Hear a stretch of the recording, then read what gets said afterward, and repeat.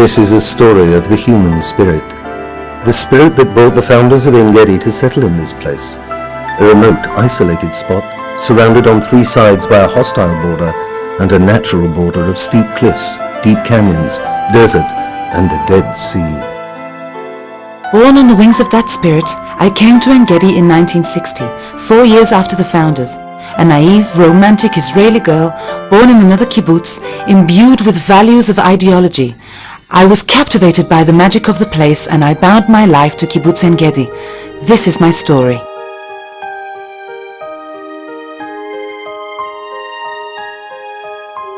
There is desert in the world, and there is sea. And the spot where the sea kisses the desert and the desert kisses the sea is sheer grace. In this oasis, in sharp contrast to the desert surrounding it and the Dead Sea at its edge, takes place a fascinating, spectacular and unique encounter of elements of nature, landscape and humankind. What is this place? What is this Kibbutz Ein Gedi? Is it but a collection of buildings at the foot of barren cliffs overlooking the Dead Sea? Or is it a living entity with a personality of its own?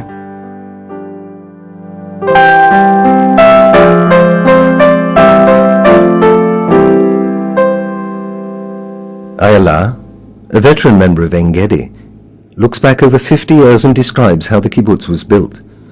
Assisted by materials documented in the kibbutz journal, photographs and home movies from the archives, Ayala tries to understand and narrate the dreams and aspirations, motivations, the guiding values of the founders' generation and those who followed in their footsteps. Dedicated with love and esteem to the founders of Ein Gedi on the 50th anniversary of the kibbutz.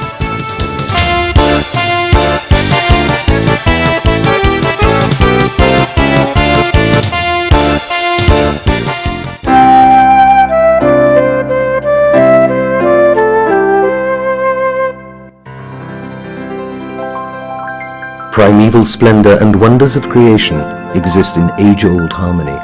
Water flows unhindered down waterfalls and arid canyons. Who coverest thyself with light as with a garment, who stretchest out the heavens like a curtain. Sunrises and sunsets have adorned the Dead Sea each day since creation. The ibex is king of the Ein Gedi oasis. From its perch on the cliffs it looks down on the weird creatures entering the reserve and ponders, who are these who invade my domain and disturb my peace? Will these youngsters succeed in preserving these primeval landscapes and live alongside us, the prior denizens of Ein Gedi, in harmony and solidarity?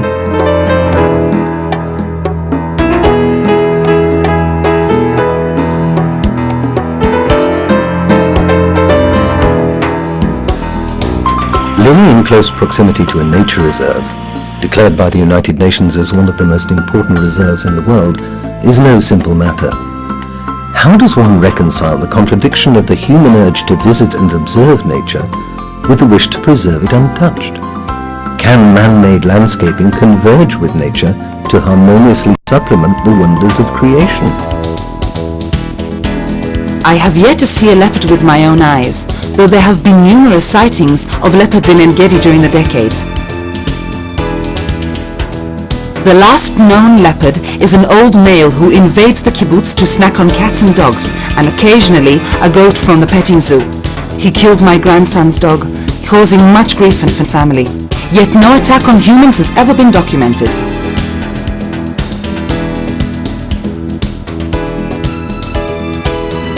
What would be more exotic than sitting on your porch at twilight and receiving a visit from a sexy spotted male with velvet moves and burning bright eyes? It happened to a member of the kibbutz and she was brave enough to take a picture. Traces of human settlement in ancient Ein Gedi are evident in the many archaeological sites here, as well as in references in ancient Jewish and apocryphal written sources. Here is the oasis of Ein Gedi, spread before us with its multitude of ancient sites, which never fail to impress me. At the spring of Ein Gedi, excavations exposed a Chalcolithic temple dating back 6,000 years. King David dwelt in strongholds at Ein Gedi and hid in a cave at Nachal David, a streambed named for him. Excavations in Tel Goren indicate an initial settlement in the 6th century BCE. In recent years, an archaeologist and a member of the Kibbutz, Dr. Gideon Hadass, has been gradually uncovering a Jewish village from the Second Temple era, and there is more to come.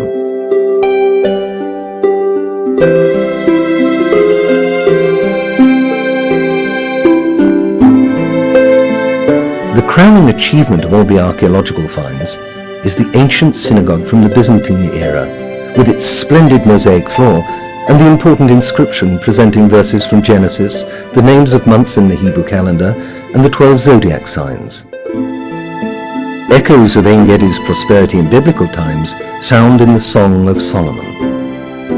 My beloved is unto me as a cluster of camphor in the vineyards of Ein Gedi.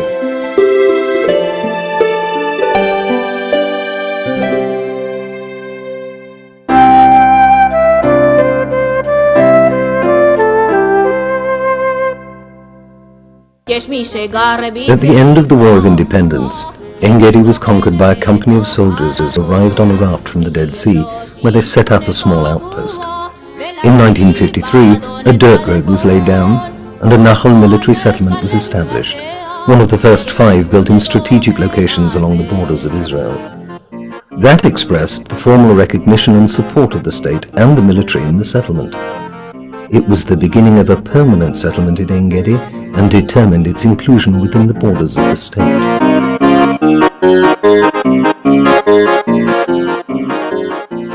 (1953), before Kibbutz Ein Gedi was founded. Everything is virginal and pristine, primeval. The Dead Sea water lapping the cliffs is where the paved road runs today. The Dead Sea shoreline has retreated scores of meters away.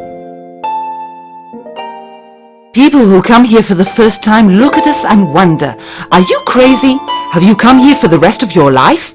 Or are you an assorted company on a tour of duty? The Ein Gedi Journal, 1958. Ein Gedi enchanted me by being at the end of the world. It enchanted me with its newness. And it's genuine. Everything I tell you is genuine. This is no show. It enchanted me with its newness and an enterprising spirit. I said, this is the spearhead of pioneering.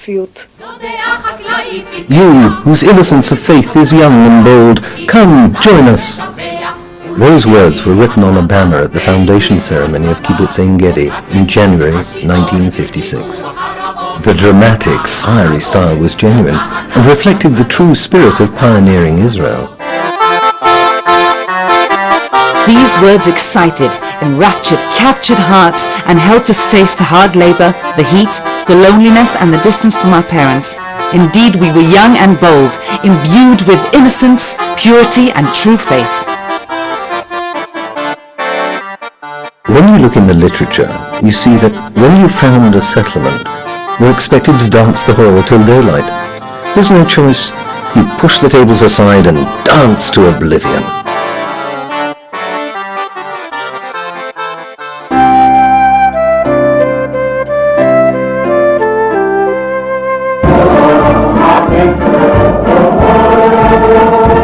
The kibbutz founders wanted to work the land and create a new kind of person. They strove to establish a society based on social justice and equality of the value of human life and work. From each according to his ability, to each according to his needs. Everybody got the same wages, if you can call it that. It was more like a meager pocket money. It would be a pure, idealistic society, with no private property and no inheritance rights. Everything belongs to the community. The whole kibbutz is a sort of intimate, supportive, extended family, guaranteeing mutual aid and social support for life. It's a great idea. We managed to live by its light for 3 generations. At the 10th anniversary party, members of Ein Gedi dressed up as pioneers from the early 1900s. It was done humorously, yet in their hearts, the first founders of Ein Gedi did see themselves as following in their footsteps. This is a memorial plaque commemorating the kibbutz movement, located south of the Sea of Galilee, where the first kibbutz was founded in 1910. Engraved in stone are words of dedication and the names of all the kibbutzim in chronological order. Dgania Aleph, Kinneret, Dgania Bet. Bet Zera is number 20, and Ein Gedi is number 215. At the peak, there were 270 kibbutzim. My parents as young pioneers in 1926.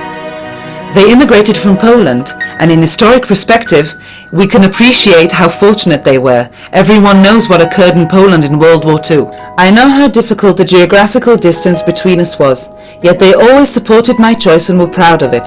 To this day, I am uplifted by their unconditional love, always transmitting the message, our Ainka will be just fine. Each year, when I visit their grave, I am aware that it was them and their peers who forged our way of life in this country. In such a remote and isolated place as Ein Gedi, the fellowship of friends replaces family. Our parents made us feel that they were proud of our pioneering endeavor. When I arrived at Ein Gedi, I was enchanted by the spirit, by the fact that a group of young people in their 20s were creating something new from the very beginning. It captivated me, beginning anew. Suddenly, everybody around me was young. I was on the verge of ending my military service, and then I met my future husband, who was one of the founders. I wanted, like my parents, to do something that matters. The kibbutz aspired to relieve women of their classical duties, children, home and cooking, and transfer most familial functions to the collective community. The members ate in the dining room, did the laundry collectively. Children spent most of the day in children's houses and slept there at night as well, after spending a few hours in the evening at their parents' houses.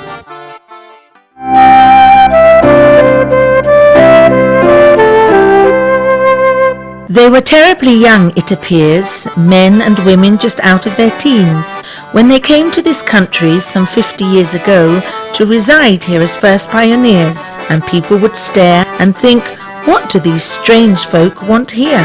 הם אמרו, אין זה די לדבר על ציון ועל ארץ אבות.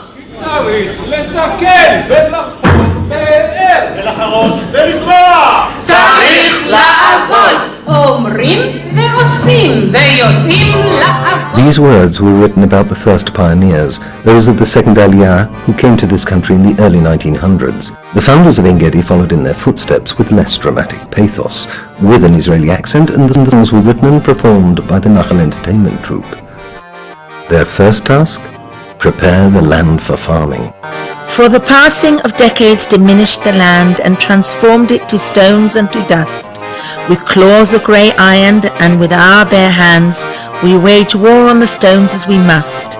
Subsoiler and rooter again and again in frustrating effort all day, till the stone at long last is discovered, and then we grasp it and drag it away. That young pioneer who is planting is me. This is how we used to plant among the rocks, and I often used to prop up the plants with stones.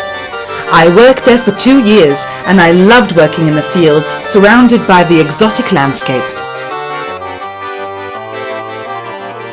Once the plants are in the ground, you have to water them. There are 3 main water sources in the Ein Gedi Reserve: Nachal David, Nachal Arugot, and the Ein Gedi Spring. Over the years, agreements were concluded between the kibbutz and the authorities on how much water the kibbutz could use and how much had to be left to flow in the springs. The kibbutz takes care not to exceed its water allotment and lives in harmony with nature and with those appointed to preserve it. Just a little bit more and we surely will see the green of our fields come to light, with the cliffs in the background magnificent, free, indeed what a marvellous sight. How did we make a living for the first 20 years? The hot climate turned out to be a wonderful advantage for agriculture, and Ein Gedi's winter vegetable crops cornered the market from December to April. They were our mainstay and primary source of income for the first 20 years. Tomatoes, cucumbers, peppers, eggplants, squashes, melons and others. The men were in the fields all day, bending down and planting, bending down and weeding, bending down and picking, loading the wagons and starting all over again. The women would join them in the early morning and late afternoon. From dawn to dusk the crops are picked and flow in from all directions. In the evening we all come to the dining hall and exult over the truck, how overloaded it is, and we speculate about how much the crop is worth. Then we go to dinner, bone tired. Yet there is a thrill in this bonding over a common cause. It was extremely hard work, bending over all day, and yet we were happy, imbued with pioneering spirit. We felt we were doing something important. Members, men and women, returned from picking the tomatoes, the ultimate emblem of the vegetable garden. 20 years later, the vegetable garden lost its glory and was replaced by tourism.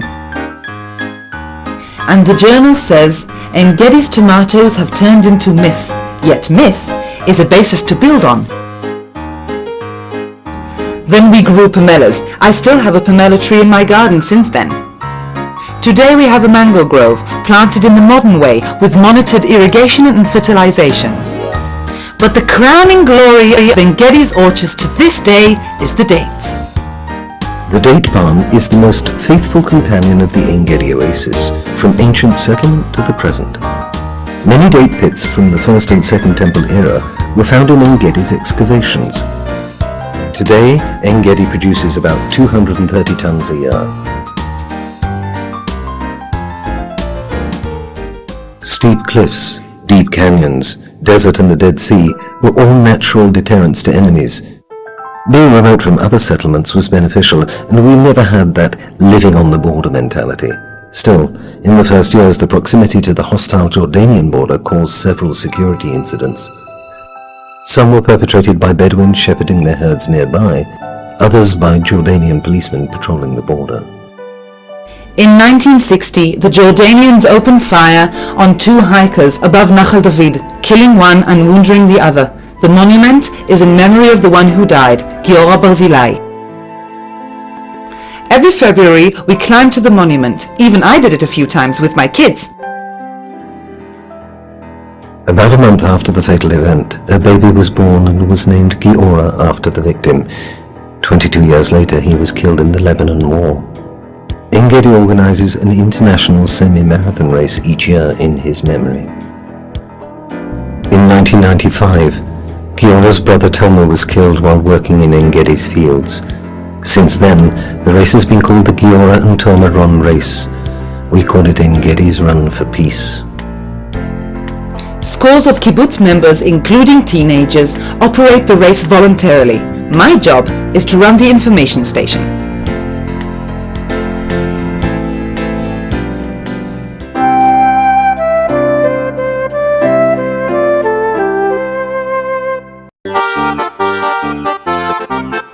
May 4th, 1960. I am a soldier. I successfully transferred from the Air Force to the Nachal and was posted to Ein Gedi. This journey will determine the course of my life.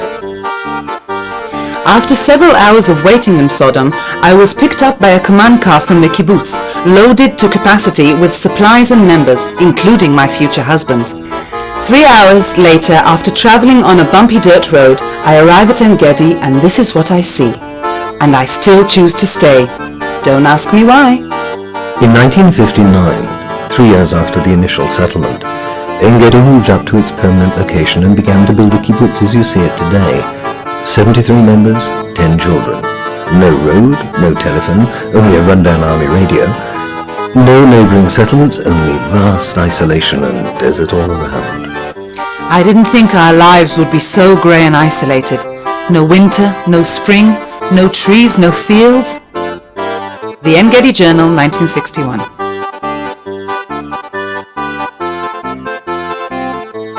In 1958, cementing the roof of the first dining hall which eventually became the guest house restaurant. This is the location of the guest house. This is the settlement compound, and this is the field where the synagogue will be found. For some reason it was never cultivated. It was probably too rocky. This is Eli Ron, founder of the landscaping of Ein Gedi. He started working in 1958 when he arrived in Ein Gedi. He hasn't stopped since. He used to cut the lawns with a manual lawnmower. He planted trees with his own hands. He still keeps mowing lawns today in his old age, occasionally joined by dogs and children. He even has a poem written about him. Our gardens are blooming, our fields are all green. The landscape is lovely this June, for we have acquired an Eli machine to mow and to weed and to prune. In 1963, Eli received an award in appreciation of his endeavors in developing and maintaining the landscape. Mita and Anna, two veteran members, are the heart and soul of the garden, familiar with each flower and tree. We see them here in their watering suits. For the last 30 years, they have been the architects of the garden, deciding what is to be planted and where. The lawn was planted by hand. The boys dug holes in the wet soil, and the girls planted small tufts in each hole. An asphalt road is a crucial issue, and much is written about it in the journals of the first years. This group of young people standing on the border by the cliff north of Nachal David feel that they are at the end of the world and long for a paved road. In 1962, the asphalt road to Sodom was completed. A bus from Tel Aviv via Beersheba reaches Ein Gedi. In 1971, after the Six-Day War, the road to Jerusalem was completed. It was a most significant change in the development of the kibbutz and the lives of its members. No longer an isolated border settlement, we were connected to the state. Beware of floods in the lowlands, warns the weathercaster before forecasting rain in the Judean hills. Almost every winter, we stand in awe, facing the mighty torrents of water flowing down from an altitude of 800 meters high in the Judean hills to Ein Gedi, 412 below sea level. We try not to provoke its wrath, sometimes successfully, sometimes not. As when we desperately need to deliver a truckload of tomatoes to the market in Tel Aviv. Occasionally, we were cut off for several days and had our bread, milk and vegetables delivered by helicopter. I myself had to ride a 10-inch pipe above a gushing current over Nachal Arugot's streambed. A regular bedtime story for the grandchildren. In the 1980s, the state provides a solution and builds a bridge over Nachal Arugot. This bridge fails during a mighty flood in May 2000. The road south towards the hotels is blocked by serious floods, and occasionally the road north to Jerusalem is blocked as well.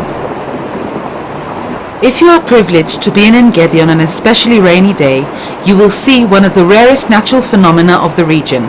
Scores of waterfalls flowing down the mountains from every crevasse and ravine. This has probably brought the prophet Amos meant, and the mountains shall drop sweet wine, and all hills shall melt. What could be more attractive for Israeli politicians than a picture in the paper with the pioneers of Ein Gedi? In naive Israel of the 60s and 70s, it was a winning item. We were visited by grand national figures, Ben-Gurion, President Ben-Zvi, Prime Minister Eshkol, and certainly Golda, the mother figure of the state. These visits conveyed the respect and appreciation bestowed on us by all of Israel. BG even took a dip in our sulfur pools. And in later years, Presidents Navon, Herzog, Weizmann, and Shimon Peres, who has accompanied Ein Gedi from its very beginning to its jubilee. פעם שאני בא לעין גדי, אני טוען טעם שהוא מאוד נדיר בארצנו. Every time I come to Ein Gedi, I taste the flavor of true excitement. When you add the scandalous beauty of Ein Gedi to the wild pioneering of its founders, you can't help being touched. There's no place like this in the world. אי אפשר שלא להתרגש. אין מקום כזה בעולם. The story of the apartments where I lived on my years in the kibbutz reflects the development of residential culture in Ein Gedi. My first apartment was 29 square meters. In the 60s, a new neighborhood of 2-room apartments was built, and I, as a certified conqueror of the wilderness, am on the ground floor. I have a garden. In the early 70s, children began sleeping in their parents' homes. With 2 sons and a baby girl, we moved to a new apartment, 54 square meters. I planted a garden. In 1983, I moved to my permanent home and begin to conquer the wilderness. Looks like my next move will be to the hereafter. A new dining hall for the members is built in 1972. Previously, we had our meals with the guests at the guest house. In 1962, 3 tiny baobab saplings were planted in the guest house garden. Two of them adorn the guest house, and the third is now on the lawn by the dining hall. The baobab tree by the dining hall is the kibbutz tree. Kindergarten children listen to stories at its feet, and in the evening, garden parties and sing-alongs are held under its branches. This tree is the only one in Israel. Everybody visiting takes their picture under it.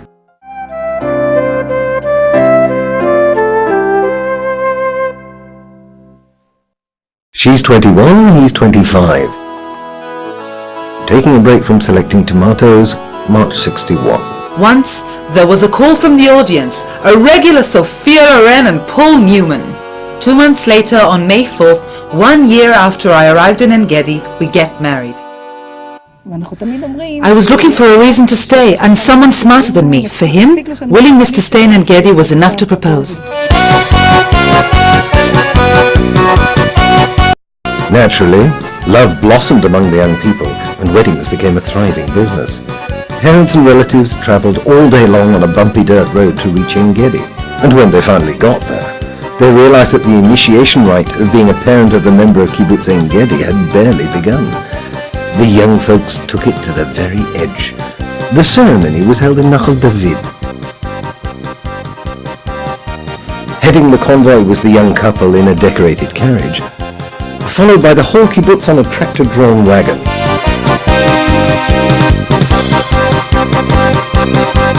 And then there was a hike by foot, and here it is, the ceremonial canopy. Sometimes 4 couples were getting hitched at the same time. My Polish aunts from Tel Aviv never forgot this experience. They were wearing the wrong shoes. In the evening there was an artistic performance on the grass, and later the guests would have to return all the way home. The day after the ceremony, we don our wedding clothes again and pose by the waterfall. 9 months after the wedding. At the beginning of the 9th month of pregnancy, the women would be flown out in a Piper aircraft to the veteran kibbutz in the Jezreel Valley, or to their parents. Starting in 1964, we went to Beersheba to give birth. I was the first to do so with my second son. Every arrival of a newborn baby was celebrated by the whole kibbutz. Since the road north has been built, babies are born in Jerusalem. A year after the wedding, I became a mother. The blonde hair comes from the father. He kept saying he couldn't adjust the camera lighting because I was too dark and the baby was too light. This baby now runs the cash register at the guest house. Except for the mountains, everyone, even the fathers, are so young here. After the road to Sodom was paved, grandparents could visit their grandchildren. Here are 3 generations, mother, daughter and grandson.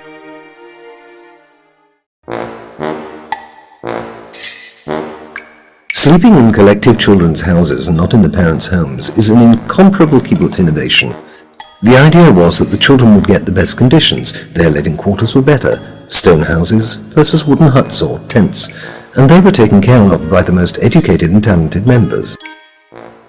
The principle was to create equality between men and women and enable parents to work long hours and volunteer for missions of national importance.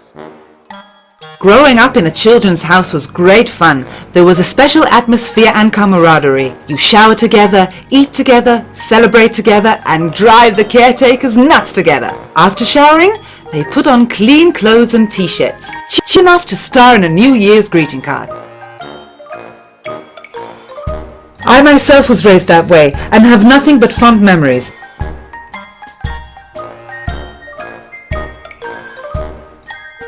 My happy childhood consisted of nature, freedom and simplicity, but others, both mothers and children, did suffer.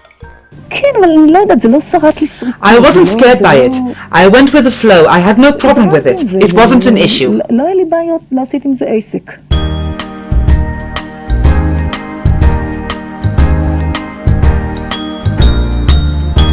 It was obvious that the children would determine the future of the young settlement. The editor of the journal writes, "We all know that the sound of children's jubilant voices is the sound of an anchor lodged in Ein Gedi's soil. Today we escort our eldest 6 children to their first grade, a first in their life and a first for Ein Gedi." 6 young bashful children with pencils and books are learning to write and to read, while parents and teachers with satisfied looks think Ein Gedi has prospered indeed. The first classes consisted of 5 or 6 children, a few in the later years. Today, Ein Gedi's education system has 300 children, from nursery school to high school. The following poem expresses the feelings of raising kids in Ein Gedi. It was written for our first children's high school graduation, the parents in their 40s. The parents of first children have it harder than you know. No grandma here to give advice and help the babies grow. No voice of wise experience, they're really on their own and feel at times they're just too young to do it all alone. The parents of first children find it hard to sleep at night.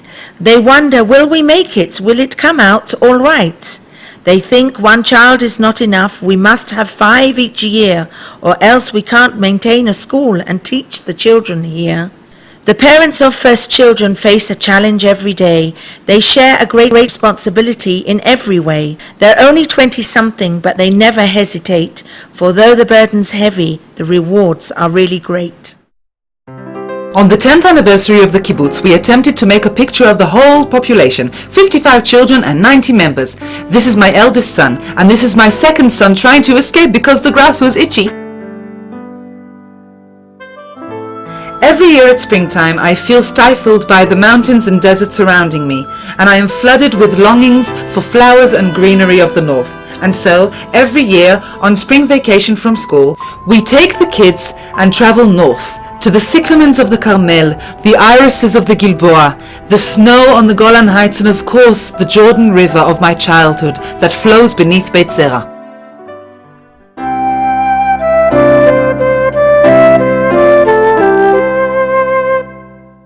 The small isolated kibbutz took 15 years to acquire 100 members.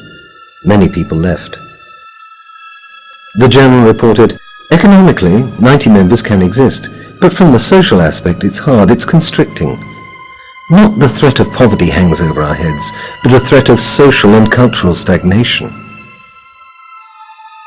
How does a small kibbutz grow?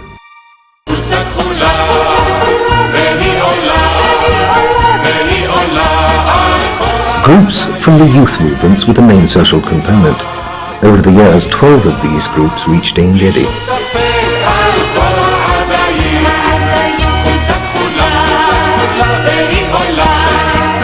The guys from the youth movement are your comrades in the military service.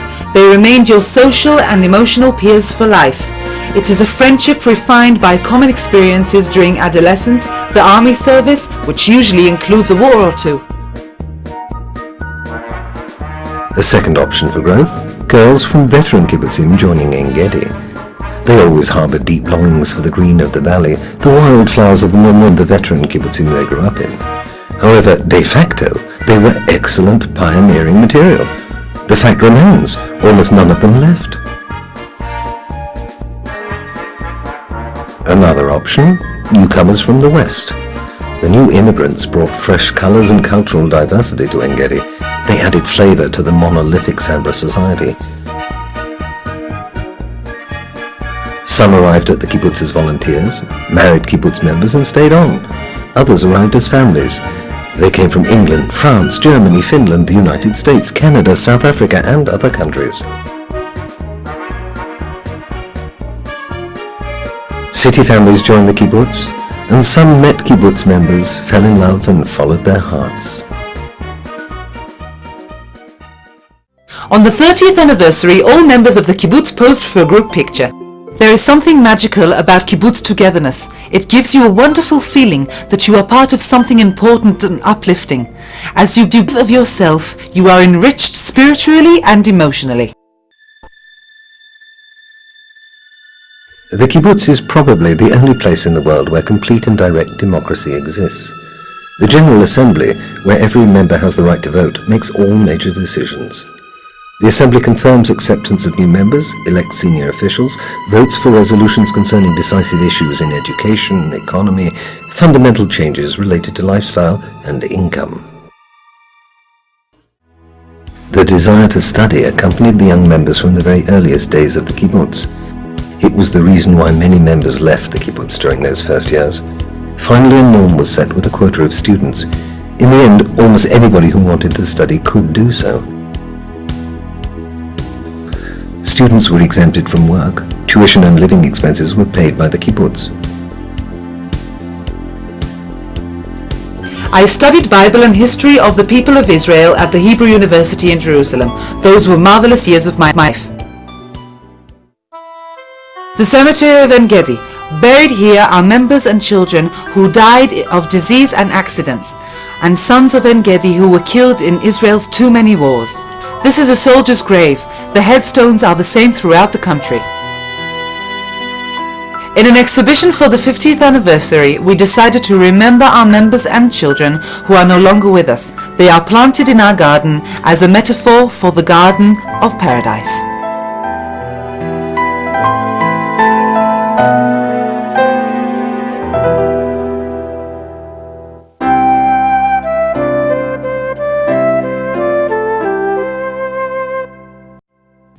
The hardship meant little compared with the satisfaction of contributing to the togetherness. It's a tremendous value and it's worth preserving.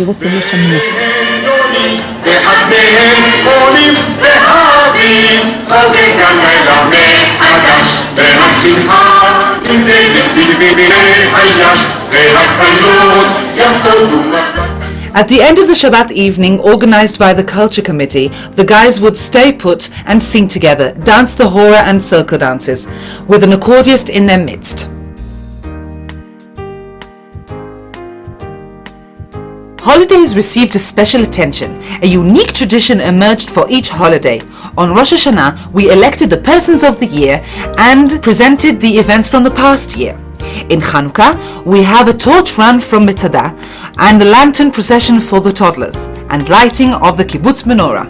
In January, we celebrate the anniversary of the kibbutz, and each decade we prepare a special show. And then the beloved Purim and Passover Seder, where the kids are acting out the Exodus of Egypt and staging the Haggadah. On Independence Day, there is a fun parade followed by singing and folk dancing.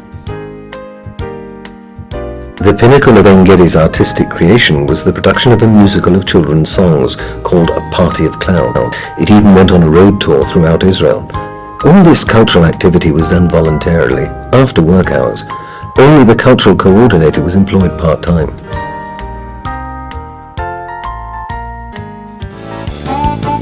When I ask myself what are my most vivid and moving memories of kibbutz life, what did I love most of all, I remember the swirling circles of the Hora dancers and the impassioned community singing. Such an uplifting of the spirit is surely unparalleled.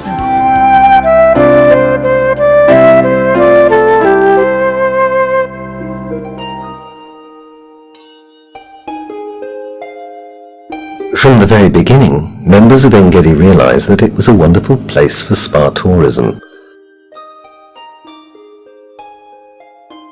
In 1962, a small guest house was established in the shacks that were brought up from the original compound.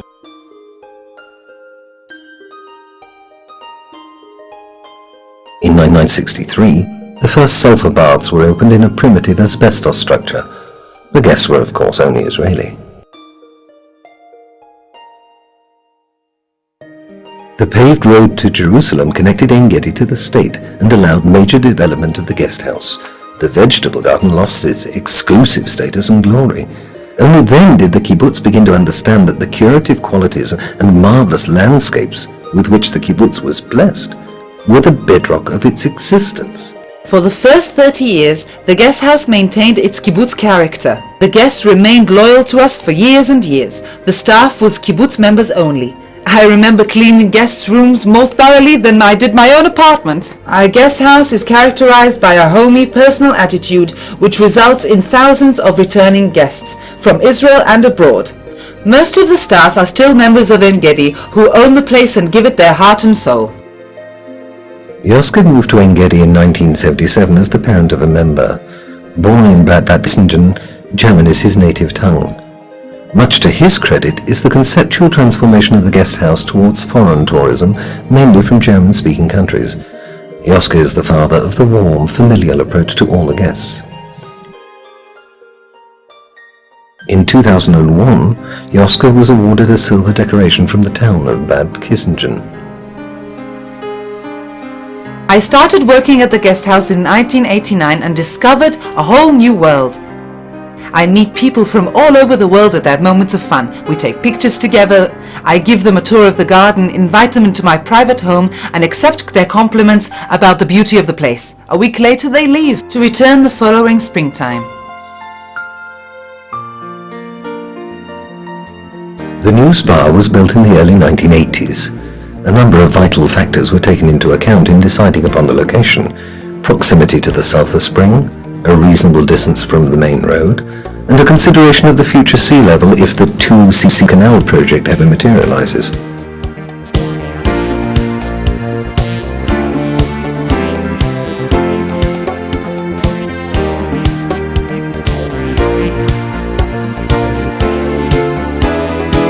The Ein Gedi Country Guest House looks to the future.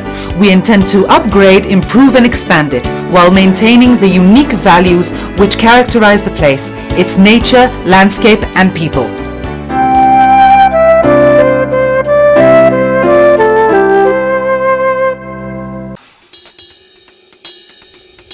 Over the years, the kibbutz landscape has diversified, and it has been enriched with hundreds of plant species from all over the world. In 1994, the kibbutz was declared an international botanical garden, the only botanical garden in the world which flourishes in the midst of a living, breathing human settlement. From its beginnings in wilderness and loneliness to an international botanical garden is all man's creation, stemming from faith and values. Each time I walk along the kibbutz paths, I feel the garden's beauty. The colors and perfumes, the splendid harmony of all the elements.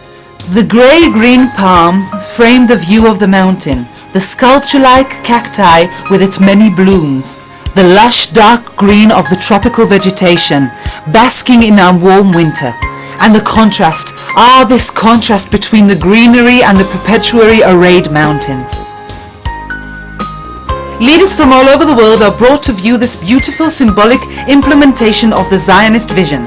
Helmut Kohl visited Ein Gedi in 1994, 2 years after Gorbachev's visit in 1992. In 2000, the President of China came to visit. For a man is as the tree of the field. The kibbutz and the tree grew together, their trunks thickened, their roots deepened, and their branches intertwined and reached upward.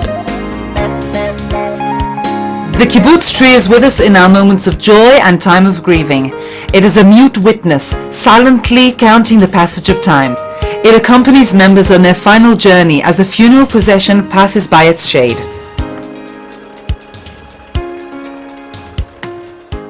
And when I stand before my Maker and am asked, "What have you done with your life for the state?" I will point to Ein Gedi and say, "This is what I have done." I'm in tears already. This is my heritage. This picture is from summer 2006. Father, mother, 4 children, 3 spouses and 8 grandchildren. And this is how the house looks when they all come to visit.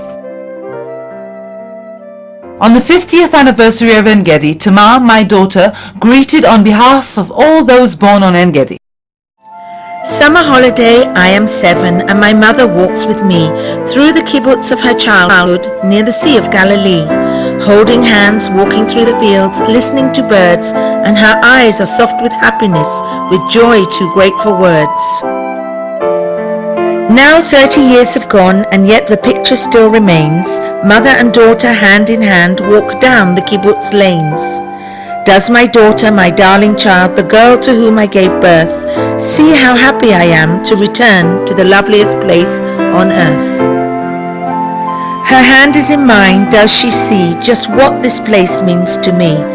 Can she feel the strong bond as she clings to my hand that unites my heart's blood with the blood of this land?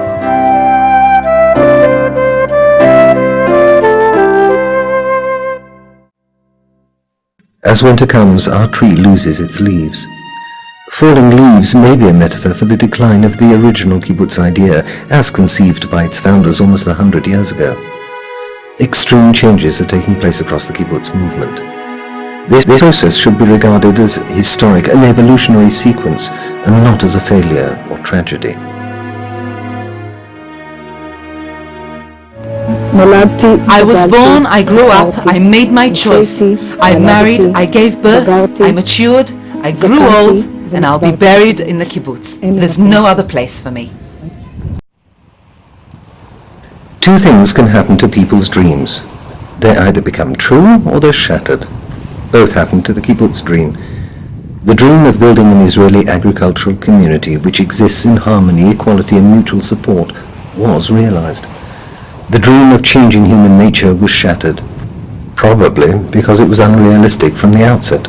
Amos Oz.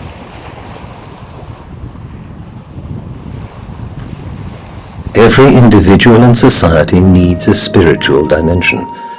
The kibbutz may have been the most elevated secular sanctification that grew in Israel. It's hard to imagine what this country, its values and borders would have been like without the kibbutz movement.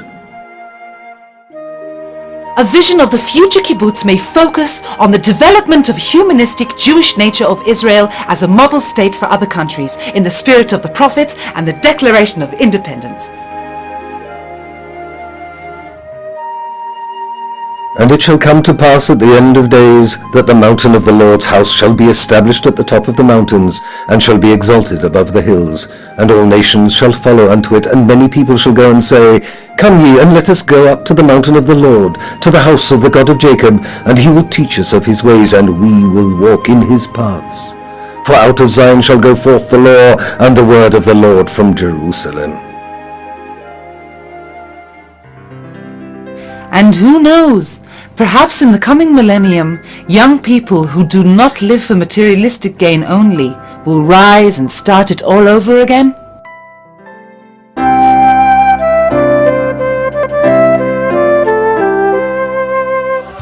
In 2006, the kibbutz celebrated its 50th anniversary. The founders were privileged to see their dream come true. Ein Gedi has become a flourishing multi-generational settlement. Occasionally longing for the past to overcome us. In retrospect, it seems so splendid. True longings are always for what will never come again.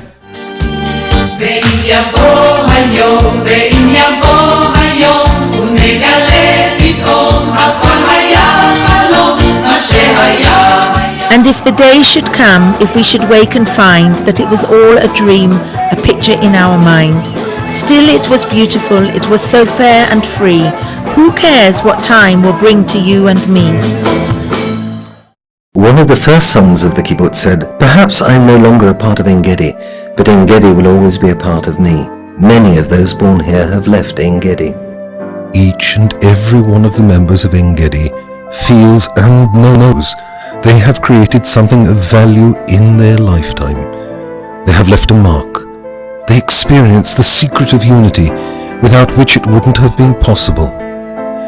They were privileged to take part in one of the most fascinating experiments of human culture in general, and the renewed land of Israel in particular.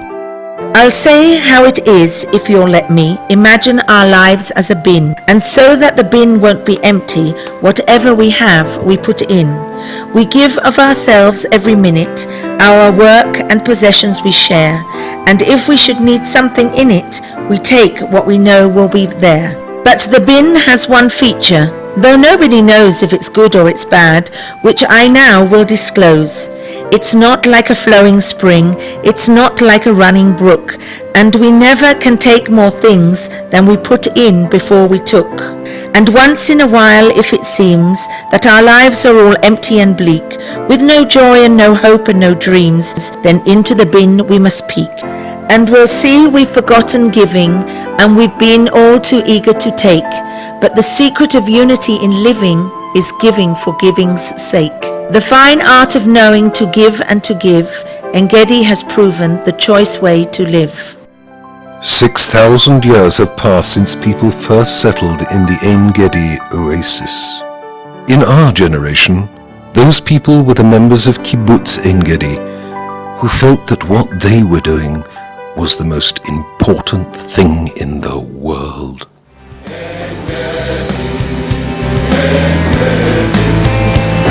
Aquí bajo el